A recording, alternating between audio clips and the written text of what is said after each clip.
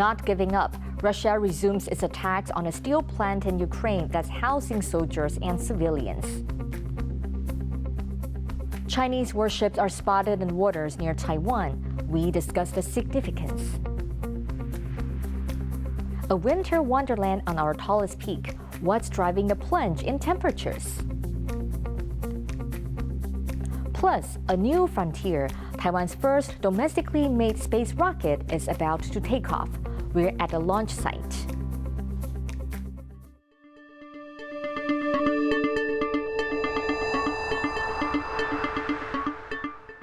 A warm welcome to TaiwanPlus News. I'm Betty Chen. Russian shelling of the Azovstal Steelworks in the Ukrainian port city of Mariupol has resumed after a brief pause for civilian evacuations. After weeks under siege, many Ukrainian soldiers and civilians are still believed to be trapped inside the industrial plant. James Jade reports. The sound of Russian rocket fire once again piercing the air near the Azovstal Steelworks in Mariupol. Russia has resumed shelling of the steel plant where the last Ukrainian soldiers in the southern port city are holding out. It comes after a short pause in fighting to allow some civilian evacuations from the site. For residents elsewhere in the city, the sounds of war are still all too near. Утром встанешь, поплачешь, вечером поплачешь. Я вообще не знаю, куда деваться. Это ж я не одна, представьте. Все разгромлено, все разбито. Куда людям идти? С маленькими детками он сидят, с манежем и двое детей.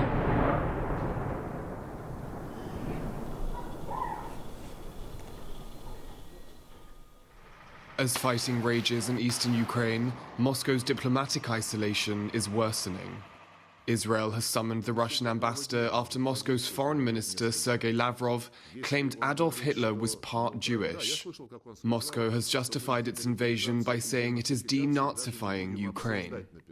האמירה של שר החוץ סרגי לברוב היא שערורייה בלתי נסלחת. היטלר לא היה ממוצא יהודי והיהודים לא הרגו את עצמם בשואה. אנחנו עושים כל מאמץ לשמור על יחסים טובים עם רוסיה, אבל יש גבול, והגבול הזה הפעם נחצה.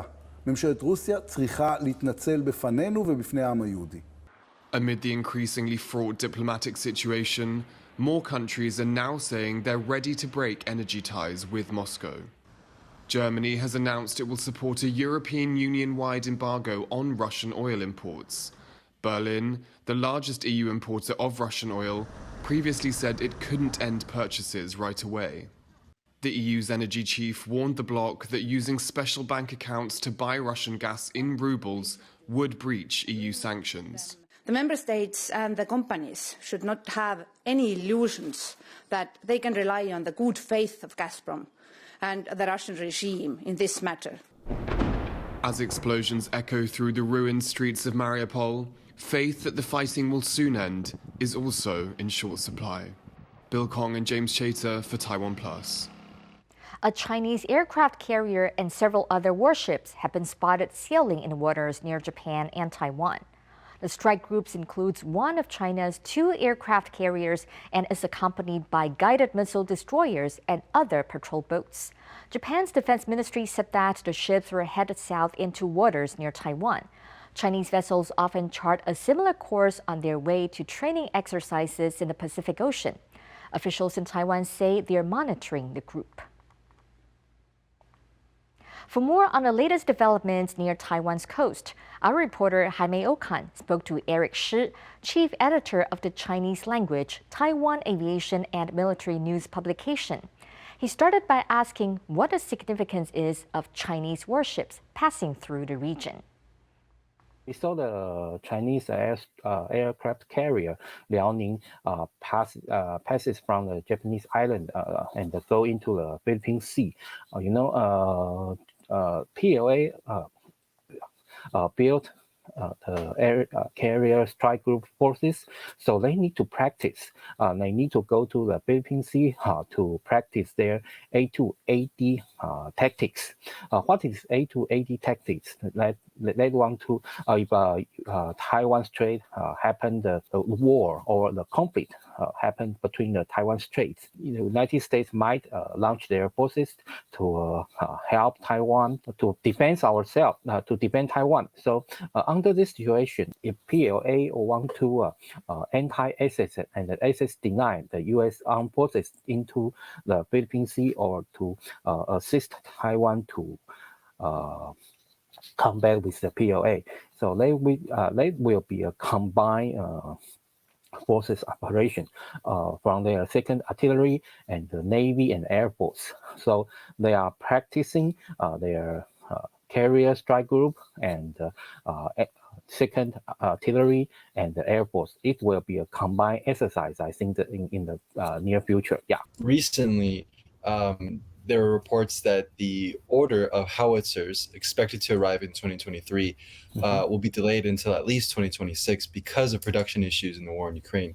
Can you kind of talk about how Taiwan's military might have to change its strategy or kind of look for other military pieces of hardware because of this delay? The report said United States will provide another weapon to instead of this artillery. I mean, howitzer.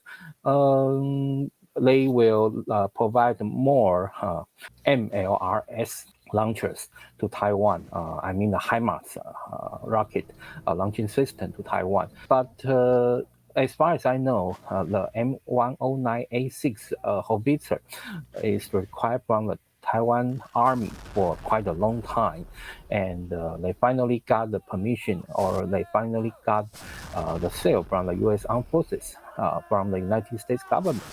So they are looking forward to the new howitzer very much.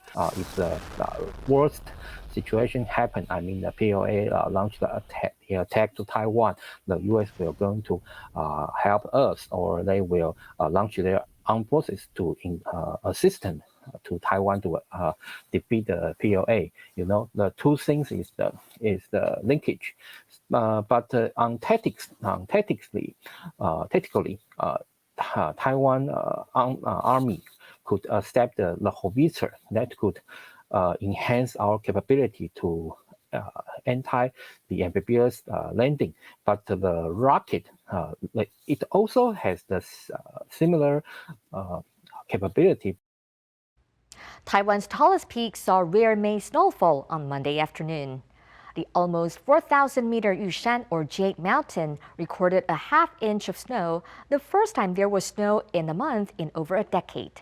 There was chilly weather around Taiwan, with Taipei reporting its coldest temperature in May since 2014.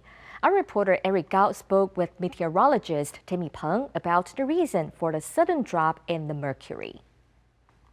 Actually, the main reason is monsoon flow from the northeast, because during the winter time in Asia Pacific, in continental, we have a high pressure system. We call it a continental high pressure system, and they will bring lots of the cold air mass.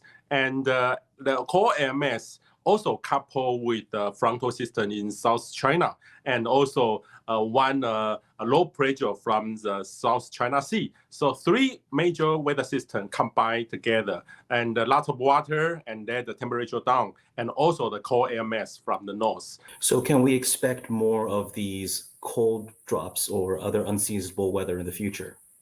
Actually, due to the global warming, we can meet a more higher temperature, especially, for example, 20 years ago, and the May become the traditional summer weather pattern in Taiwan.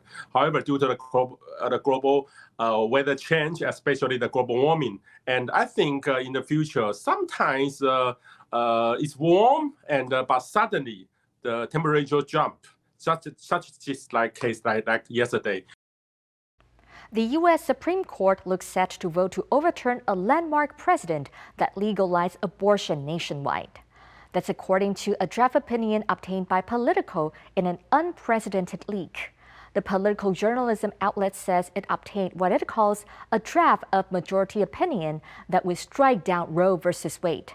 That's the landmark 1973 decision that guarantees the right to abortion in the U.S. This would limit or end access to abortion in large parts of the U.S.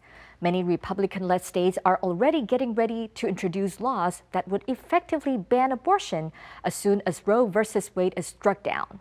The opinion could change before the court publishes its ruling in late June.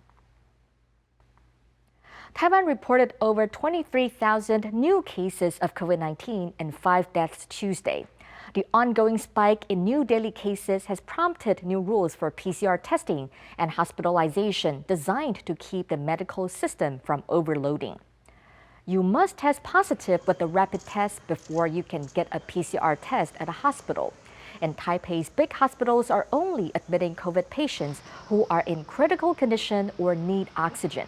Despite a recent spike in case numbers, the vaccination rate for children 12 and under remains low, in part due to parents' concerns about potential side effects. South Korea lifted its COVID-19 outdoor mask mandate on Monday, but it seems many residents of the capital Seoul are keeping their masks on for the time being. 처음에 집에 나와서는 마스크를 벗었는데 막상 또 시내에 와 보니까 거의 70-80%가 다 쓰고 계시더라고요. 또 이게 2m 이상 거리 유지하는 게 쉽지가 않기 때문에 또 실내 들어가면 또 써야 되고 이런 번거로움이 있기 때문에 아직까지는 완전한 마스크 벗기는 좀 시기상조인 것 같고요. 좀 이렇게 COVID-19 continues to spread in the country. Tuesday's new case count was around 51,000, more than double the day before. But the number of COVID-related deaths is falling, and new case numbers are now well down on March's figures when they peaked at around 620,000 a day. Bad weather on Tuesday delayed Taiwan's attempts to enter the space race. The launch of the country's first domestically produced space rocket has been postponed until Wednesday because of bad weather. Reporter Rick Cloward visited the launch site. We're here in Zhuhai. It's a remote part of southwestern Taiwan, often known as Taiwan's Area 51. And it's from here that Taiwan will launch its first domestically produced space rocket. The HTT-P3A sounding rocket will travel upwards into the stratosphere for about 10 to 12 kilometers before deploying parachutes and drifting back down into the sea nearby. Taiwan's Rocket Research Center hoped to test the rocket's propellant systems, autonomous navigation, flight control, and other systems. Taiwan is already a global leader in high technologies, particularly sophisticated semiconductors. President Tsai Ing-wen sees space technology as the next frontier, pledging nearly $1 billion into space technology in the next few years. And this rocket behind me is the first step in reaching towards the stars. Today is World Press Freedom Day, a day to celebrate press freedom across the globe and a journalist who strive to bring the truth to light. Here in Asia, Hong Kong was just 2 years ago a beacon of press freedom, but the imposition of a controversial national security law by Beijing has ravaged the territory's media landscape. Reinhold Kilpatrick reports. Just over 2 years ago, Hong Kong was a beacon for press freedom in Asia, home to a vibrant local press community and a regional base for dozens of international media companies. That was before the national security law. Since it was imposed by Beijing in 2020, the sweeping law has increasingly been used to target journalists and media companies. For many, it's the law's ambiguity which is most dangerous.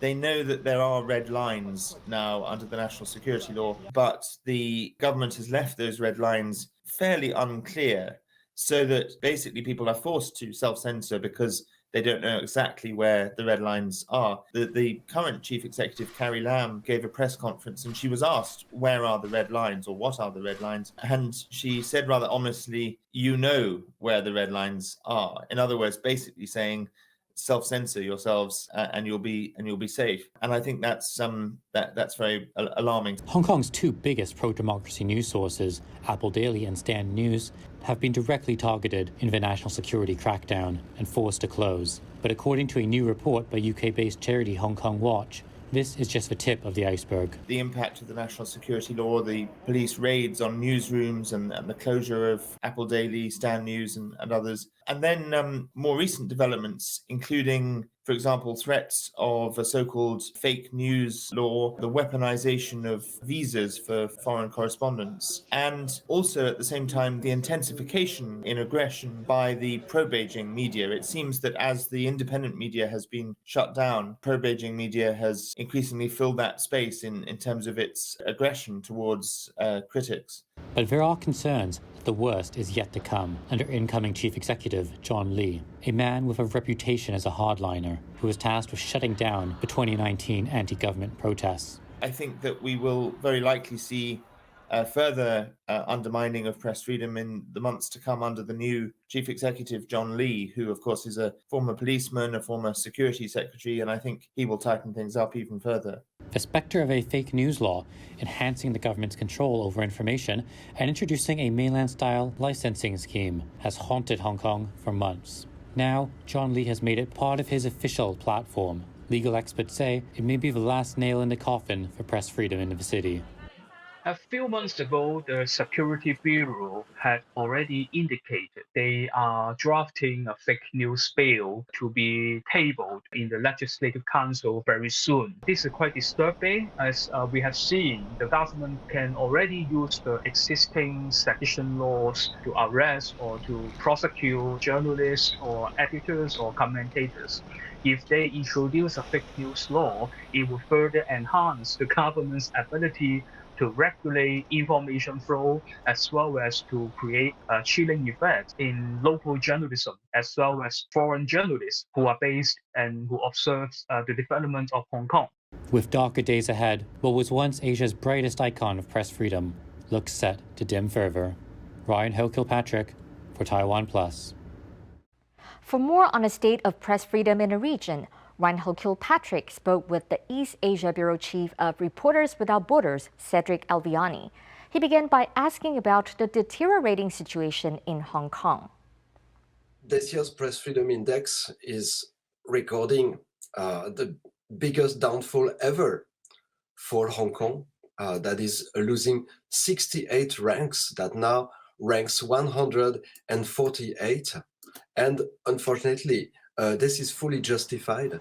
Over the past year, the Hong Kong government have actually enforced the infamous national security law passed by China against journalists. On the first year, it was mostly used against political dissent in 2020, but in 2021, it has fully been used against journalists, against the media, against freedom of the press. Apple Daily was shut down, 10 News was shut down, and we currently count 12 journalists and press freedom defenders detained. World Press Freedom Day was created by the United Nations to celebrate the right to free expression, which is enshrined in the Universal Declaration of Human Rights. This month, the United Nations High Commissioner for Human Rights will be visiting China. So what should she know about the situation for press freedom there? And what can she possibly do or say to help things? We actually have sent a copy of our past reports on China to Mrs. Bachelet, including the last report we published last December, which is called The Great Leap Backwards of Journalism in China. The situation of human rights in China, and especially freedom of information, is worse and worse every day. We count over 120 journalists and press freedom defenders jailed in China. It's harder and harder for the Chinese people to access uncensored information. So this absolutely has to be mentioned and to be investigated. Finally, World Press Freedom Day is also an occasion to celebrate the right to free expression. So is there anywhere in the region, in East Asia, where press freedom is getting stronger, improving? We are lucky in East Asia to have some democracies that enforce press freedom and that make efforts to bring improvements. This year's ranking sees Taiwan increasing 5 ranks. Taiwan is now 38. It's not that the media situation is really better in Taiwan, but it's just that some other countries have moved down. South Korea, for example, has lost 1 rank and is currently 43rd. I would say the big difference between Taiwan and South Korea is that in South Korea, there is quite an important phenomenon of harassment on journalists online that does not exist in Taiwan. We haven't seen much improvement in Taiwan with regards to press freedom. It's still very difficult for journalists to enforce their independence from the boardroom. And we also see a lot of conflict of interest due to the fact that most of the mainstream media belong to corporations that have major business interests and that somehow use their influence to support these interests. Indian authorities are increasingly targeting journalists and online critics of the government, according to international rights groups. Human Rights Watch released a report for Press Freedom Day outlining how those who speak out against the government and its policies are prosecuted under counterterrorism and sedition laws. Since India's Prime Minister Narendra Modi took office in 2014, the country's press freedoms have plunged across international indices. Reporters Without Borders dropped India down to 142 out of 180 countries for press freedom. For more on this, TaiwanPlus reporter Bing Wang spoke to Wei Mei Chen, professor of development studies at National Zhengzhi University. In the World Index report. So the India's global index rank was declined for several issues such as the killings of journalists, restrictions imposed on news media, censorship in Kashmir and Jammu. The Press Council of India, which is a state-owned body, argued that government authorities, including state police's censorship on mass media, is unfavorable, citing as intimidation of journalists and the curtailment of press freedom in the country. And India's news outlets and their associated journalists were allegedly charged with sedition and criminal prosecution charges by the authorities. India is the world's largest democracy, but under the current Modi government, we have seen more policing of the press and even on social media. And what do you think that is? The reason why the Indian government censors the country's press freedom, including social media, is to prevent social protests against the government from occurring, especially when the government implements controversial policies.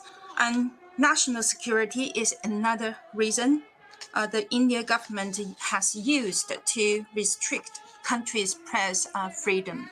When the Indian government implements politically sensitive policies that are expected to incur public criticisms and protests, the government of India would then use reasons of maintaining law and order and social stability to curtail freedom of press and information. Why doesn't the international community do more to call out India's repression of freedoms? You know, there's so much focus on China, but India seems to be getting away with the same tactics used to shut down dissent.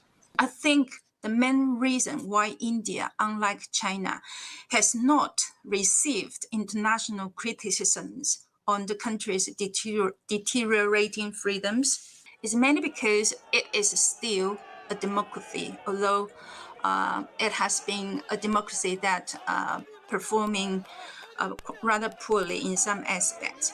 And another possible reason, I think, why China has attracted more criticisms on its repression of individual liberties and freedoms has something to do with the fact that China has been a rising power very much owing to its increasing economic power. And the competition between different political systems or different political institutions in China and other democratic nations in the West.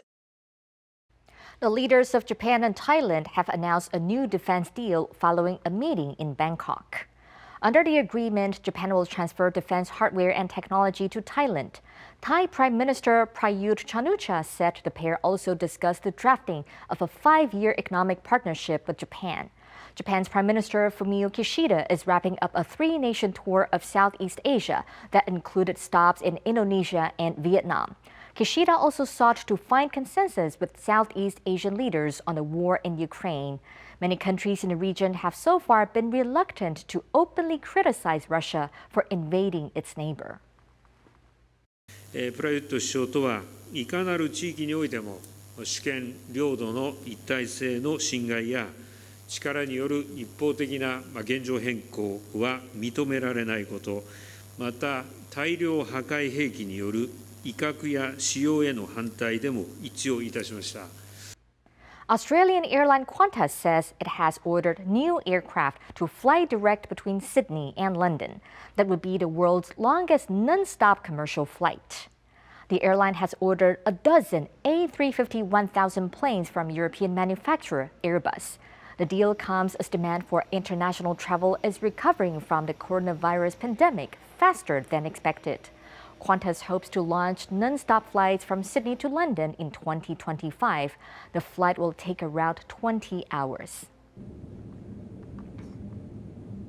Thanks for watching TaiwanPlus News. I'm Betty Chen. We'll leave you with images of the Light Festival in Bressanone, a small town in the Italian Alps. This year's theme is water and global warming. For more stories from Taiwan and around the world, please download the TaiwanPlus app. Stay safe and see you next time.